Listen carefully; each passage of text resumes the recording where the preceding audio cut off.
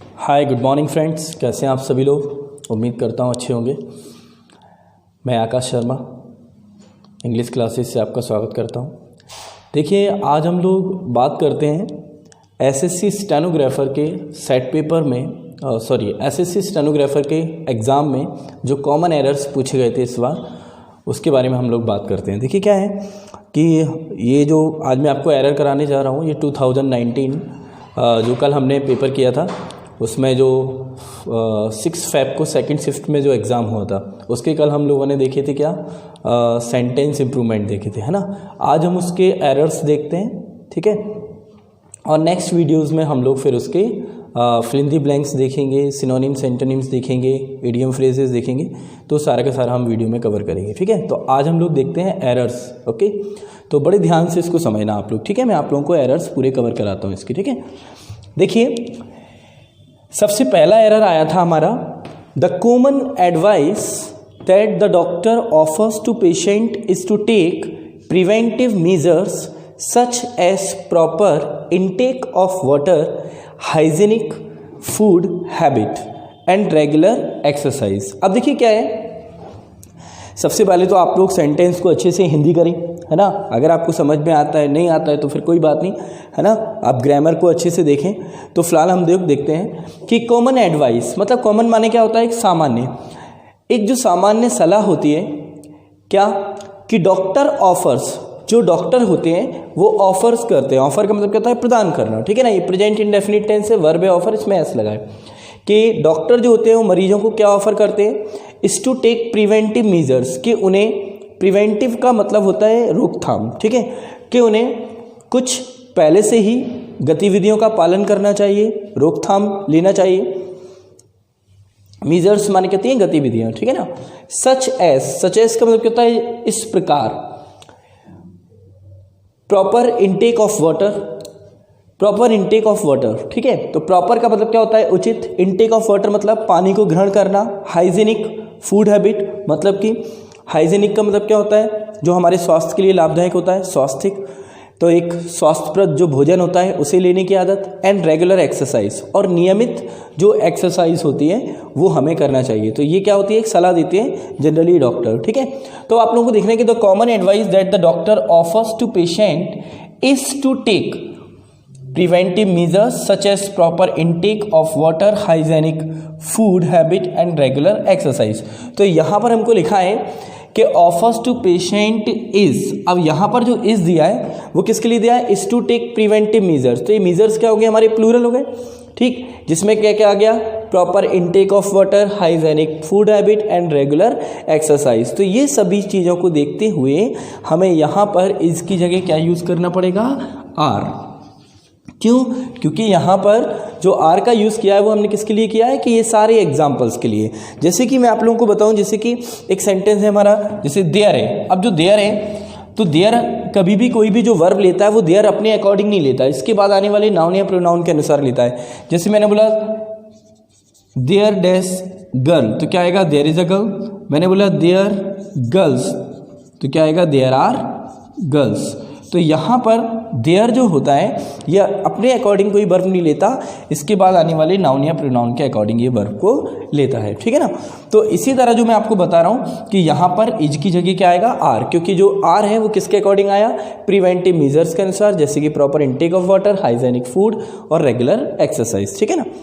चलिए come to the point, दूसरा देखते हैं हम लोग।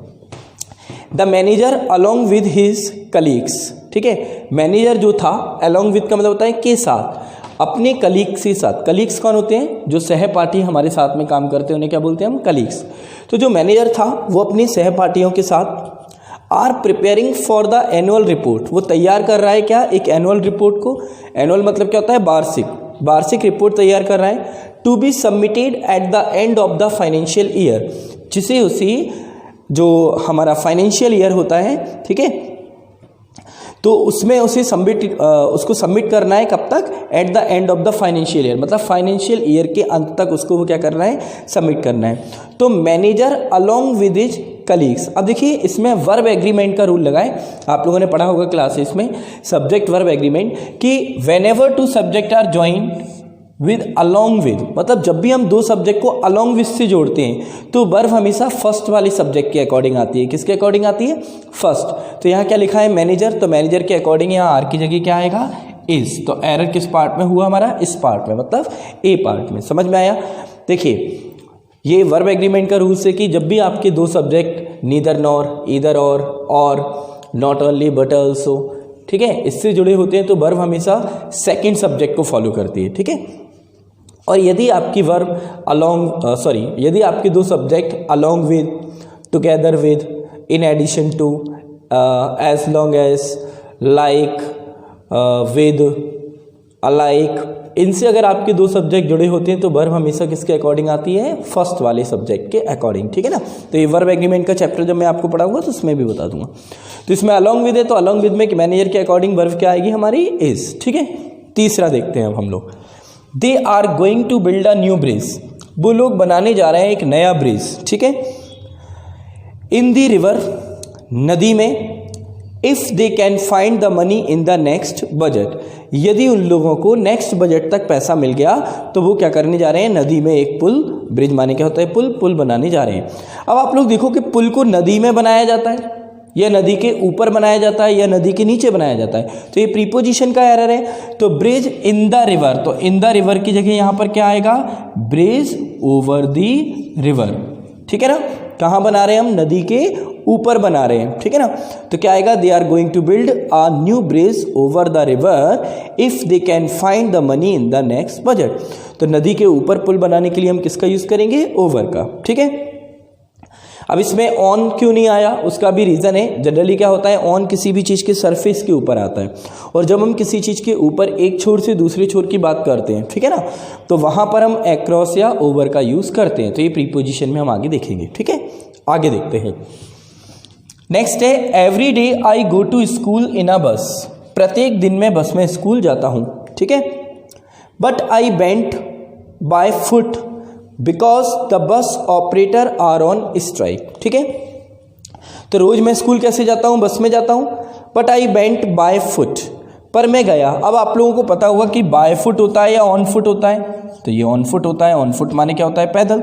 तो रोज मैं बस में स्कूल जाता हूं पर मैं पैदल गया क्योंकि the bus operators are on strike, कि जो बस ऑपरेटर्स थे, जो बस को ऑपरेट करने वाले, चलाने वाले लोग थे, वो कहाँ पर थे?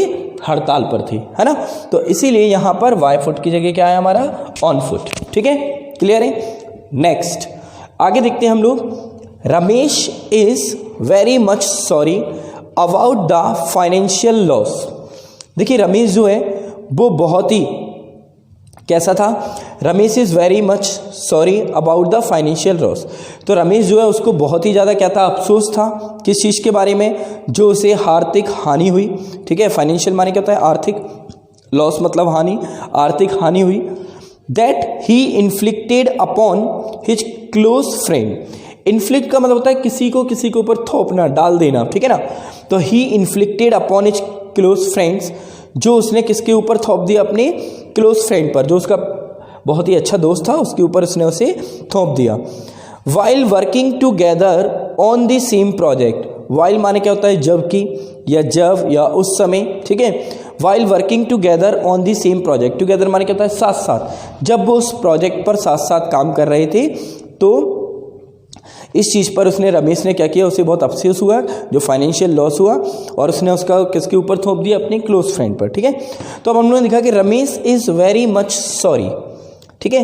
तो याद रखना कभी भी जो वेरी और मच है इसका यूज़ हम एक साथ नहीं करते। एक्चुअल में क्या होता है कि मच जो है वो एडजेक्टिव होता है और वेरी जो होता है वो क्या होता है? एडवर्ब होता है, ठीक है ना।